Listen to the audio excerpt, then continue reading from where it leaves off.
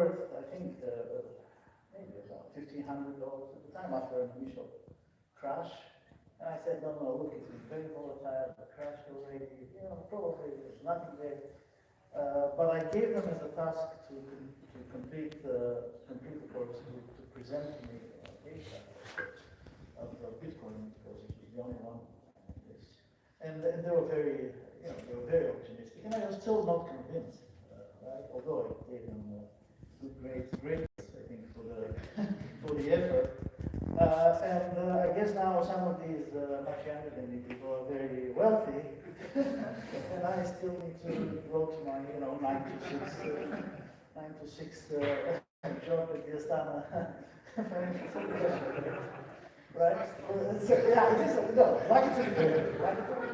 And even to add more to that, it's my second coming to AFSA, because I was here initially for a brief stint back in 2020.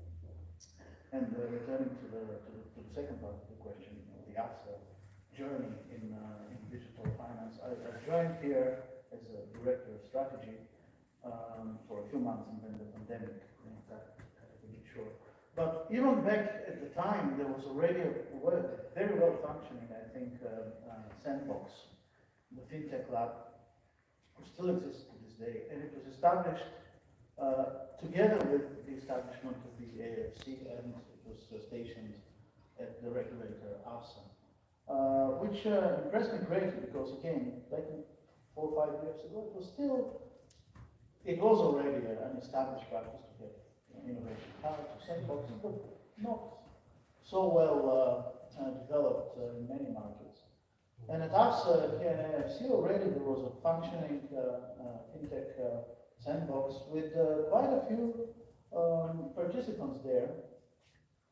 So I have to say that for AFSA and for the AIFC, the digital asset mindset, financial asset mindset, was embedded, I think, from the early days, from the very setup of the whole ecosystem that we have here.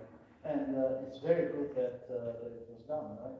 The Fintech Lab, I think, was the first one in Central Asia, since 2018 until today. And we have to say, it has been a success story. The efforts that AFSA has put, and the AIFC has put in putting a framework, initially a sandbox framework, and now we have a fully developed digital asset framework, has allowed some of these early participants to already graduate into fully authorized form.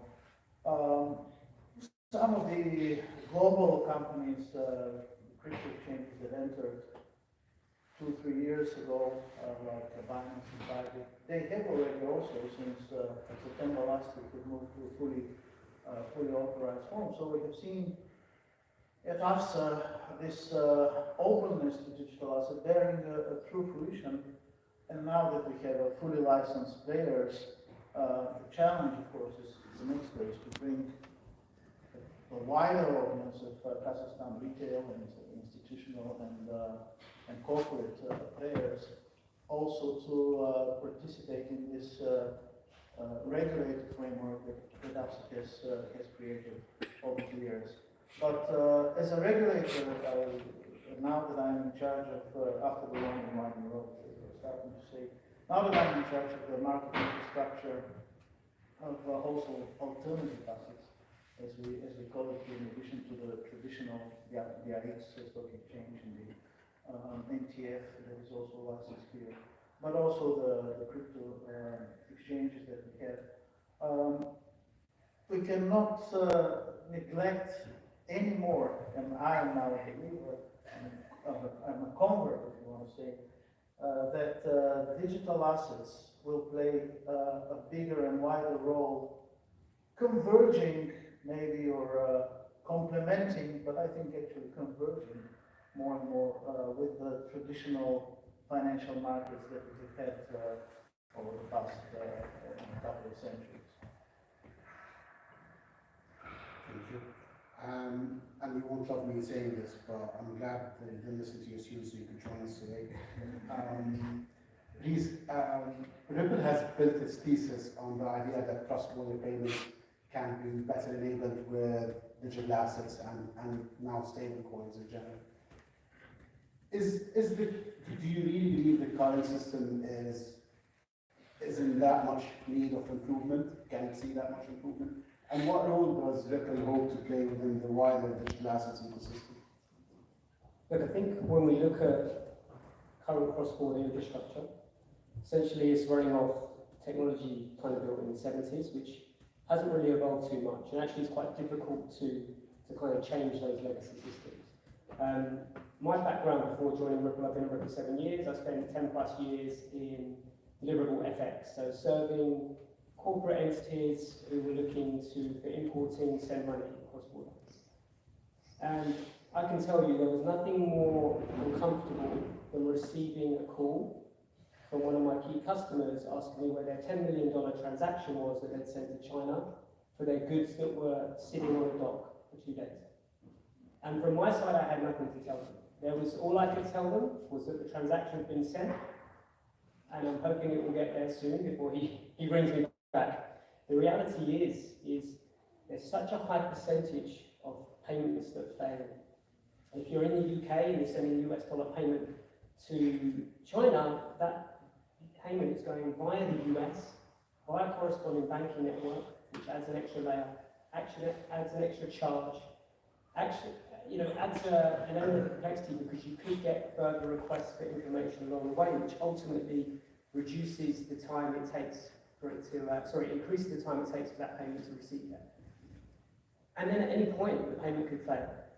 So for me, if we look at the current infrastructure, I would say it is broken. I think that, payment institutions have done a good job in kind of putting, a plaster over the infrastructure by building out their own networks, which to some extent can speed up the movement of funds cross-border. But I strongly believe that digital assets and Priyesh kind of highlighted the benefits of the XRP and XRP ledger. Being able to move value in real time, which takes 2 to 3 seconds and costs a fraction of a cent, can really kind of revolutionise the way money moves cross-border today. I think we've utilised XRP and XRP ledger. We've got a product which has done over $7 billion worth of transactions, and we cover 80 plus payout markets. So we're seeing a tremendous amount of momentum there, and we're only just beginning to see regulation as well, right? And I think with regulation, there comes a new player coming into the market like a financial institution who again are looking to benefit from the speed of transactions being moved cross-border. And really I believe that stablecoins will play a huge role kind of in that. So if we look at Ripple and what our focus is, it is to continue to build out our licensing.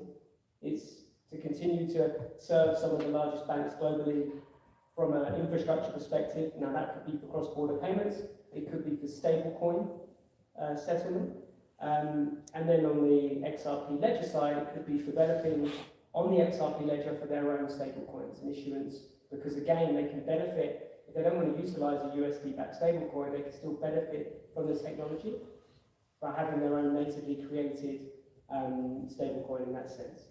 And then around that, obviously, comes the element of custody, which I think we'll touch on shortly. Thank you.